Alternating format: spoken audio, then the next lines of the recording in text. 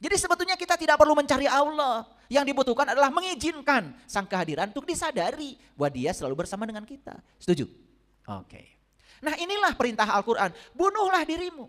Nah ketika kita bunuh diri artinya apa? Kita sedang mengizinkan ya sang kreatif untuk menjadikan kita bekerja sepenuhnya tanpa perlawanan dari diri kita. Jadi yang harus dibunuh itu apa? Perlawanan kita kepada Allah. Allah sang kehadiran, Allah sang keberadaan, pernah nggak ada nggak? Gak mungkin, kan dia kekal abadi. Berarti Allah selalu ada. Tapi ada perasaan dalam diri kita seolah-olah Allah itu tidak hadir. Seolah-olah Allah itu hadir. Nah sebetulnya yang membedakan itu adalah posisi kita di hadapan Allah. Jadi sebetulnya kita tidak perlu mencari Allah. Yang dibutuhkan adalah mengizinkan sang kehadiran untuk disadari bahwa dia selalu bersama dengan kita. Setuju? Oke. Nah inilah perintah Al-Quran. Bunuhlah dirimu. Nah ketika kita bunuh diri artinya apa? Kita sedang mengizinkan ya sang kreatif untuk menjadikan kita bekerja sepenuhnya tanpa perlawanan dari diri kita. Jadi yang harus dibunuh itu apa? Perlawanan kita kepada Allah. Coba sekarang saya kasih contoh. Bapak Ibu pernah mengalami satu kejadian yang tidak diinginkan. Pernah? Pernah. Melawan enggak? Melawan. Siapa yang melawan? Ya kamu, jelas bukan saya. Ya, tapi siapa yang melawan? Keinginan kan? Ada ekspektasi yang dibangun oleh ego dan yang terjadi berbeda dengan harapan. Lalu yang datang pasti ditolak. Betul? Nah, sekarang pertanyaan saya. Adakah satu kejadian yang terjadi tanpa kehadiran Allah di belakangnya? Tidak ada. Karena sang kehadiran selalu ada. Oke? Nah kalau ada dia di belakangnya, ada sang kehadiran, ada sang keberadaan, berarti peristiwa itu terjadi karena izinnya? Oke. Cuman karena pikiran kita menilai itu tidak diinginkan kehadirannya, itu yang membuat kita menolak. Setuju? Nah sama dengan matahari tadi, matahari itu ada terus. Cuman kita salah posisi. Lalu kita tidak mengizinkan. Betul nggak? Seperti itu. Nah yang harus dimatikan oleh kita itu apa? Segala sesuatu yang menyebabkan kita selalu tinggal di kampung. Makanya ayatnya apa? Bunuhlah dirimu dan keluarlah dari kampung. Jadi sebenarnya harus dibunuh apa? Segala penghalang yang menyebabkan kita selalu tinggal di kampung. Paham ya? Jadi yang harus dibunuh apa? Segala hal yang membuat kita tertutup. Segala penghalang yang membuat kita tidak terbuka. Betul apa tidak? Jadi sebetulnya Allah itu hanya ingin diizinkan saja. Paham sampai sini? Ya, makanya ayatnya keren. Niscaya mereka tidak akan melakukannya kecuali sebagian kecil. Tuh. Dan sesungguhnya kalau mereka melaksanakan pelajaran yang diberikan kepada mereka, tentulah hal demikian lebih baik bagi mereka dan menguatkan.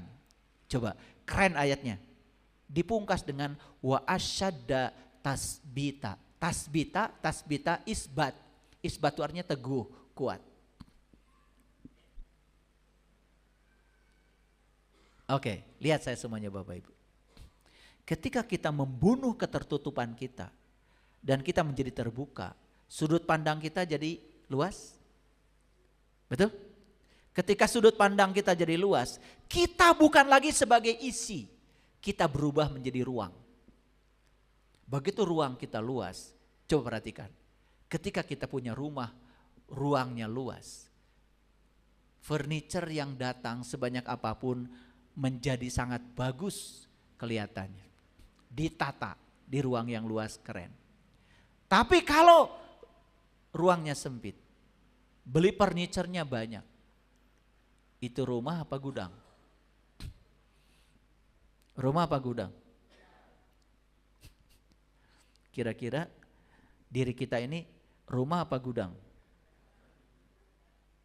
Sudah sempit, banyak barangnya. Betul nggak? Iya, segala masuk kan? Betul. Sumpak jadinya. Nah, kalau sudah gudang biasanya di situ ada apa? Tikus ada, kecoa ada. Nah, kan jangan heran ya.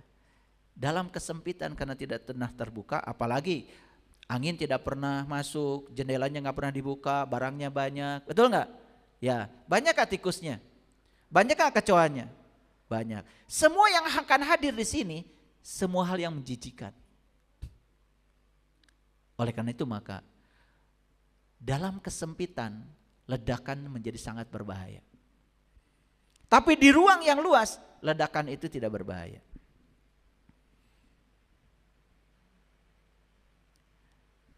Berani nggak Bapak Ibu bunuh diri yang menyebabkan Bapak Ibu keluar dari kampung? Berani nggak? Berarti kalau keluar dari kampung pergi kemana? Ke kota. Makanya satu-satunya bahasa yang sangat agung di bumi ini, kalau pergi dari kampung ke kota, namanya nyaba. Itu bahasa Sunda. Itu diambil dari Quran surat Saba. Kabayan Saba kota. Tah eta kabayan cicing wae di kampung. Jadi kampungan. Mau hijrah ke kota? Mau. Sudah tertangkap pesannya dari ayat ini. Apa yang dibunuh? Bunuh ketertutupanmu. Bunuh pikiranmu yang tertutup. Bunuh perasaan kalau kamu paling benar. Bunuh perasaan kalau kamu paling tahu. Bunuh semua itu. Apa yang terjadi? Kita keluar dari kampung menuju kota. Melihat hal-hal baru. Keren gak kalau gitu? Oke, siap gak bunuh diri? Awas, bukan dari sini pergi ke Indomaret beli baygon. Ya, nah ada hadis Nabi yang berbunyi begini. Wahai sahabat, matilah sebelum engkau mati. Jika yang paling engkau kehendaki adalah hidup. Karena dengan mati seperti itu, Idris alaihissalam menjadi seorang penghuni surga terlebih dahulu daripada kita semua. Jadi hadis ini sedang menceritakan Idris alaihissalam sudah menghuni surga lebih dahulu daripada kita. Jadi artinya Idris ini sudah ada di surga sebelum dia mati. Berarti dia sedang mengalami mati selagi hidup. Ini bukan cerita mati setelah mati selagi hidup. Jadi Idris ini sudah mencapai surga sebelum kita semua masuk surga. Jadi Idris alaihissalam itu sudah ada di surga sebelum mati beneran. Jadi ketika masih ada di dunia ini, dia sudah mendapatkan surga. Mau gak Bapak Ibu dapat surga ketika ada di dunia? Ya saya percaya kalau di dunia dapat surga, nanti juga di sananya gak usah dipikirin. Betul gak? Tapi surga itu bukan soal tempat, bukan geografis. Karena surga itu adalah masalah psikologis. Kan ini bisa jadi surga, bisa di neraka, tergantung kesadaran kita. Bagi orang yang tertutup, kesadarannya rendah, apa aja jadi masalah. Betul gak? Betul apa tidak? Iya. Udah pengalaman. Ya. Nah, engkau telah banyak menderita, tetapi engkau masih tetap terhijab. Karena kematian itu suatu pokok yang mendasar dan engkau belum mencapainya. Ini jelas bukan kematian yang sesungguhnya. Ini sedang cerita bahwa kamu itu menderita dan kamu ini terhijab. Itu karena kamu belum mengalami kematian itu. Coba perhatikan saya. Ketika kita hidup dikendalikan oleh niat sejati, semua itu jadi rileks. Tapi ketika hidup dikendalikan oleh ambisi ego, semua menjadi tegang. Betul nggak? Bahkan kita terjebak oleh label. Gagal, sukses, berhasil, tidak berhasil. Itu semua produk ego. Tapi bagi sang kesadaran, kan hidup itu adalah berdansa dengan semesta. Ikut aja tarian semesta, no problem. Makanya niat sejati tidak berfokus pada hasil. Niat sejati menikmati setiap momen apa adanya. Tapi kalau ego selalu berfokus pada hasil. Dan hasil sudah ditentukan oleh ego. Ketika hasil tidak sama dengan yang dia inginkan, dia kasih label gagal, berhasil, tidak mencapai. Bahkan ego frustrasi. Sering frustrasi? Oke, siapa yang frustrasi? Itu diri palsu, ya, ego. Nah, deritamu tidak akan berakhir sampai engkau mati. Engkau tidak akan menjangkau atap tanpa menyelesaikan tangga panjatan. Jadi ayat ini memperkuat yang disampaikan oleh saya di Quran surat An-Nisa. Sepanjang kita belum bisa bunuh diri dalam tanda kutip, sepanjang itu pula kamu akan terus menderita. Paham ya? Paham yang harus dibunuh? Yuk, semua hal yang tidak produktif lagi sebaiknya kita tinggalkan. Cara berpikir lama yang tidak melayani, bunuh, ganti dengan yang baru. Cara pandang lama yang suka membuat kita susah, rumit, ganti dengan cara pandang yang lebih sederhana dan melayani. Nah, makanya perintah tentang mati ini ada di Quran surat Al-Fat ayat yang keempat. Walladzi anzala sakinata fi qulubil mu'minin liyazdadu imanan ma'a imanihim. Walillahi jududus samawati wal ar wa kanallahu aliman hakima. Dialah yang telah menurunkan sakinah ke dalam kolbu orang yang beriman. Tahu sakinah? Sakinah dari kata sukun. Sukun itu artinya tanda mati. Pernah belajar sukun? Ya kan? Kalau belajar ilmu tajwid, ya kan? Dulu sebelum ada metode Iqra, kan itu jelas sekali itu ada tanda sukunnya. Misalkan ba ada alif. Kalau dulu kan ada tanda sukun tuh, ada tanda mati. Jadi alifnya ada tapi nggak dibaca, hanya menolong supaya ba dibaca 2 harokat. Itu disebutnya mad tobi'i. Makanya dibacanya ba. Ketika kasroh menghadapi alif maka dibacanya panjang ba. Alifnya itu nggak dibaca, alifnya mati. Karena ada tanda mati di atasnya disebutnya sukun. Jadi sebetulnya sakinah itu arti yang sebenarnya adalah mati. Makanya keluarga yang sakinah, keluarga yang mati. Paham? Artinya ketika ada peristiwa apapun, suami istri tidak bereaksi. Persis seperti orang mati.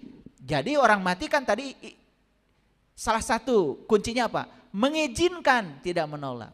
Sudah gitu gak Bapak Ibu keluarganya? Sudah gitu belum? Makanya cekcok terus. Karena gak mati-mati. Padahal doanya dulu waktu nikah, semoga keluarganya sakinah, mawadah, warohmah. Amin. Padahal gak ngerti. Betul gak? Ya? Nah sekarang udah ngerti sekarang. Oh ternyata sakinah itu saya dengan suami saya, dengan istri saya dipasangkan oleh Allah. Saya dengan pasangan saya berbeda. Berbeda jenis kelamin, berbeda cara berpikir, berbeda sekolah, berbeda keluarga, berbeda suku, berbeda adat istiadat. Bayangkan, yang berbeda disatukan. Nah ketika disatukan sadar kalau saya dengan pasangan saya berbeda. Berarti saya dalam hidup ini latihan menerima dan menghargai kalau saya dengan pasangan saya berbeda. Makanya ketika ada yang berbeda, terima aja dan dihargai, tidak menyerang. Itu namanya sakinah. Mati. Sudah gitu belum? Saya malas nanya begini sama kalian itu. Ya makanya bonyok-bonyok kayak gini. Iya kalau tiap hari bertarung. Tiap hari konflik. Belum sakinah. Padahal sudah belajar kan tanda sukun. Sudah belajar. Alifnya ada tapi gak boleh dibaca. Betul gak? Gitu. Ada lagi. Kalau kasroh itu ada iya. Ya kan? Betul gak? Ada iya. Ada sukunnya? Ada. Iyanya ada tapi gak boleh dibaca. Betul gak? Kalau doma itu ada wau. Betul nggak? Ya, panjang 2 harokat, tapi wawunya nggak pernah dibaca. Kunu tuh, kap wau, ada doma, ada tanda sukun. Wawunya ada, tapi nggak hidup. Iyanya ada, nggak hidup. Alifnya ada, nggak hidup. Itu sukun, itu namanya mati. Suami ada? Ada. Istri ada? Ada. Tapi begitu ada yang terjadi tidak disukai, menerima. Sukun. Sakinah. Gitu Bapak Ibu. Baru ngerti ya mungkin sekarang ya. Udah nikah berapa tahun? Dialah yang menurunkan sakinah ke dalam kalbu orang yang beriman. Supaya keimanannya bertambah. Kok bertambah imannya? Kenapa? Lihat saya semuanya. Apapun yang terjadi dia percaya. Di belakangnya ada sang kebijaksanaan yang jauh lebih besar keinginannya daripada keinginan ego. Makanya saya terima dengan kepercayaan dan kehadiran. Saya izinkan energinya mengalir. Tuh, keren. Sudah gitu belum keluarganya? Berarti harus ikut pelatihan cara berkeluarga. Nanti udah saya buka kelasnya ya. Kalau nggak salah bulan Juli ya, bulan Juli. Lihat di tanggal 26 ya, tanggal berapa itu? Bulan Juli ada pelatihan. Sekaligus saya ngasih pelatihan bagaimana supaya kita punya keturunan yang unggul. Itu bisa diciptakan. Ya, untuk pranikah juga untuk yang sudah nikah. Pengantin baru atau pengantin baru boleh ikut, nggak masalah. Tapi yang mau nikah lagi gak boleh ikut pelatihan saya.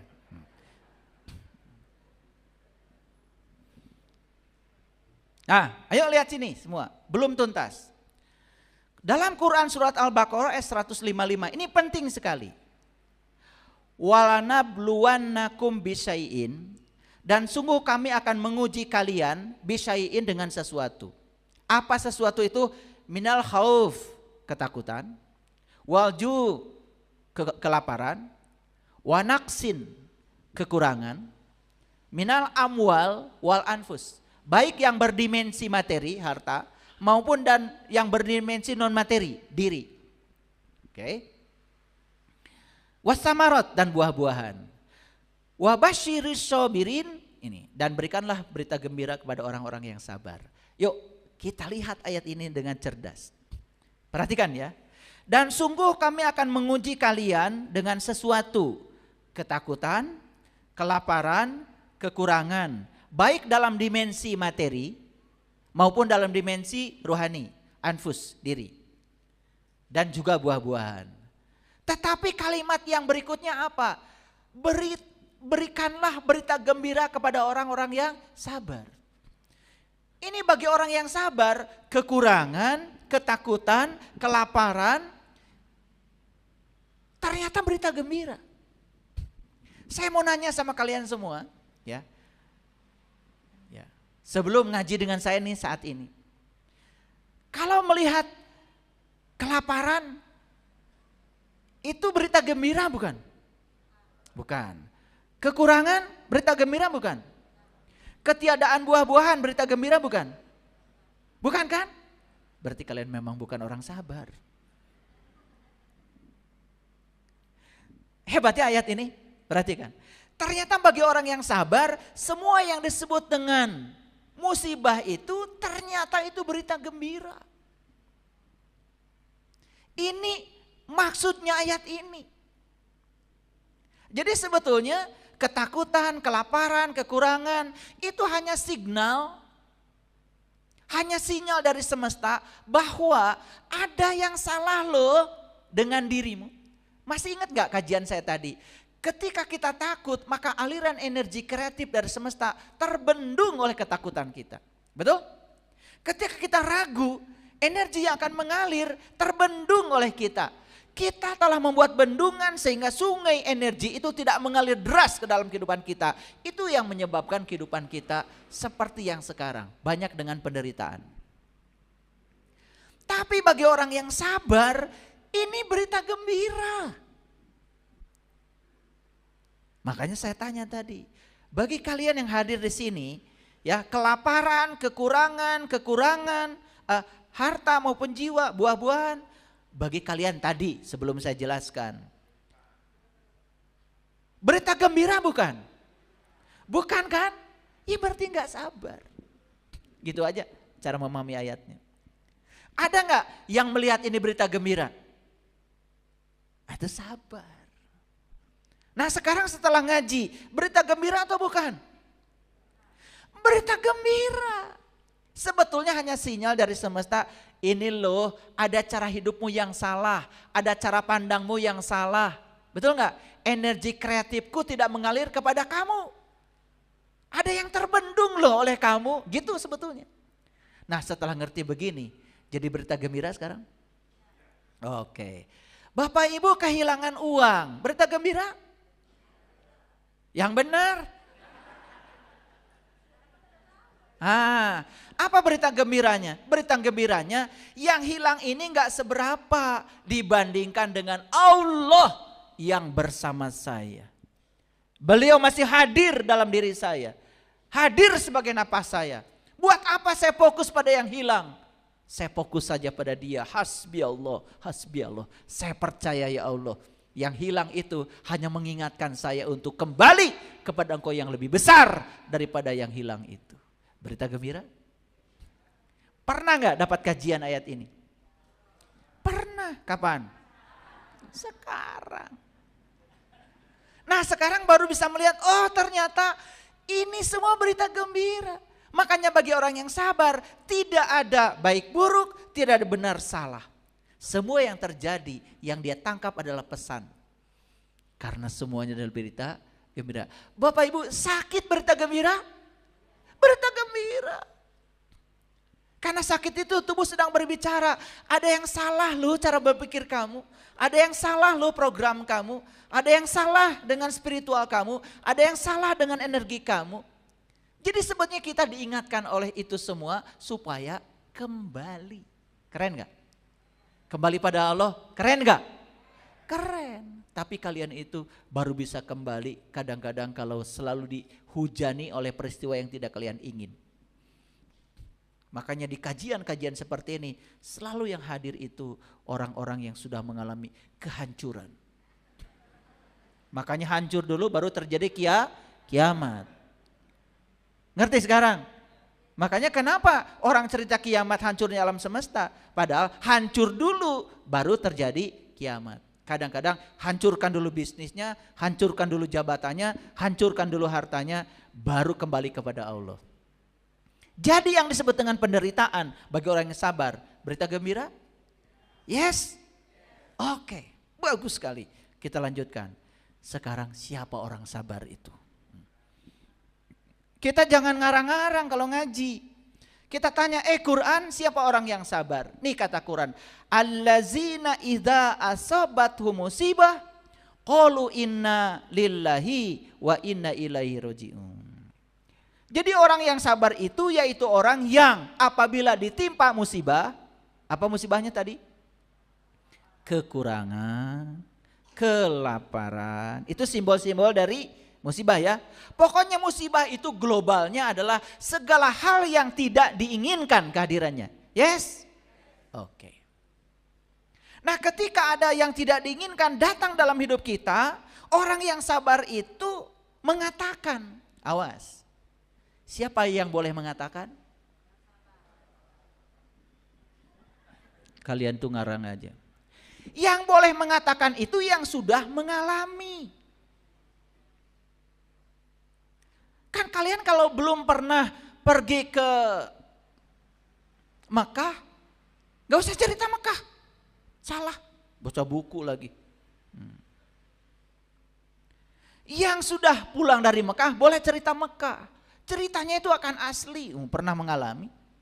Jadi siapa yang boleh mengatakan? Nah yang sudah mengalami. Mengalami apa? Mengalami apa? Ini harus dibedah kayak gini nih ngajinya. Mengalami apa? Mengalami kedatangan segala hal yang tidak diinginkan itu. Tapi sekarang kita sudah punya ilmunya. Tidak ada kejadian yang terjadi tanpa kehadirannya. Setiap yang terjadi itu pasti ada pesan semesta yang jauh lebih bijaksana daripada pesan ego dan ambisi kita. Makanya kita kemudian sadar, innalillah, sesungguhnya semua milik Allah. Wa inna, dan sesungguhnya ilaihi, kepadanya rojiun, orang-orang akan kembali. Oh, ternyata musibah ini hanya cara Allah mengembalikan saya supaya pulang kepada Allah. Keren gak kalau gitu? Keren gak?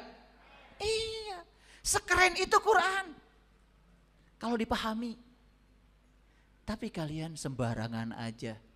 Begitu ada orang yang meninggal, innalillahi wa inna ilaihi rajiun. Sebentar dulu. Kan ayatnya idza asobathu musibah, apabila datang sesuatu yang tidak kamu inginkan. Betul? Konotasinya kan buruk. Sedangkan ada orang yang meninggal itu, bukankah dia sudah mencapai puncaknya kehidupan? Orang meninggal tuh pulang kepada Allah baik, dibebaskan dari segala penderitaan. Betul? Oke, sekarang. Jadi intinya bukan inna lillahi wa inna ilaihi rajiun. Bukan itu. Tetapi kita menyadari semua milik Allah. Dan semua yang terjadi di belakangnya ada Allah. Sang maha kebijaksanaan yang maha besar rencananya. Saya percaya kepada Allah karena saya merasakan kehadirannya. Makanya dengan musibah ini saya kembali kepada Allah. Saya pulang ya Allah. Saya ikut bersama tarianmu ya Allah. Saya tidak menolak lagi kehendakmu ya Allah. Saya tidak melawan lagi kehidupan ini ya Allah. Saya ikut bersamamu saja ya Allah. Ngerti pesannya? Jadi bukan memperbaiki bacaan inna lillahi wa in, bukan itu. Esensi dari ini, karena Quran itu surat. Yang namanya surat itu pasti di dalamnya ada pesan. Yuk sekarang kita tangkap pesannya. Gabungkan dengan ayat yang tadi. Masih ingat tadi? Kamu akan diuji oleh sesuatu. Kekurangan, kelaparan, ketakutan. Betul? Kekurangan harta, jiwa, buah-buahan. Masih ingat itu? Itu semua simbolik dari segala sesuatu yang disebut penderitaan oleh manusia. Tetapi bagi orang yang sabar, itu adalah berita gembira. Yes. Siapa orang yang sabar? Yaitu orang yang ketika musibah itu datang, ketika yang tidak kita inginkan itu datang, dia yakin semua milik Allah dan semua akan kembali kepada pemiliknya. Tidak ada milikku. Coba Bapak Ibu menjadi menderita, kehilangan rumah karena merasa memiliki kan? Padahal gak apa-apa kan? Gak apa-apa kan? Gak apa-apa. Kalau rasa memilikinya dilepasan, gak apa-apa. Saya pernah hilang rumah beberapa, gak apa-apa. Masih hidup kayak gini. Saya pernah kehilangan mobil, gak apa-apa. Baru saya tahu kalau hidup itu tidak ada apa-apa. Hidup itu tidak apa-apa. Dan hidup itu tidak akan apa-apa. Yang apa-apa semua adalah pikiran palsu yang bernama ego. Jadi sebetulnya ayat ini bukan sekedar setiap ada apa-apa mengatakan innalillahi wa inna ilaihi rajiun. Bukan itu esensinya. Tetapi kita pun punya sikap. Innalillah, semua milik Allah. Wa inna ilaihi, dan sesungguhnya kembali kepadanya rajiun. Kepadanya rajiun. Semuanya akan kembali. Termasuk kita sedang dikembalikan oleh Allah lewat peristiwa-peristiwa yang tidak kita inginkan itu. Jadi kesimpulannya, lihat saya semuanya. Ketika kita bersama dengan Allah, mengizinkan energi kreatif mengalir dalam diri kita, saksikan saya. Hidup kita pasti damai-damai saja. Tetapi ketika kita tidak mengizinkan energi ilahi mengalir dalam diri kita, disitulah banyak masalah dengan hidup kita. Jadi tugas kita sekarang adalah izinkan Allah bekerja lewat kita, jadikan diri kita sebagai kepanjangan tangannya untuk menyalurkan sang kesadaran, energi kreatif, kecerdasan semesta tanpa batas. Mulai sekarang kita bertekad, ya Allah, aku izinkan Engkau untuk bekerja lewat aku. Izinkan aku menjadi kepanjangan tanganmu untuk menyampaikan cinta kasihmu. Itu saja. Bukan soal mendapatkan, tetapi soal mengizinkan. Udah masuk ayat ini? Oke. Setelah selesai kajian ini, Bapak Ibu semuanya jadi mati tanpa pemakaman. Udah mati sekarang? Udah mati. Siap menerima segala hal apa adanya?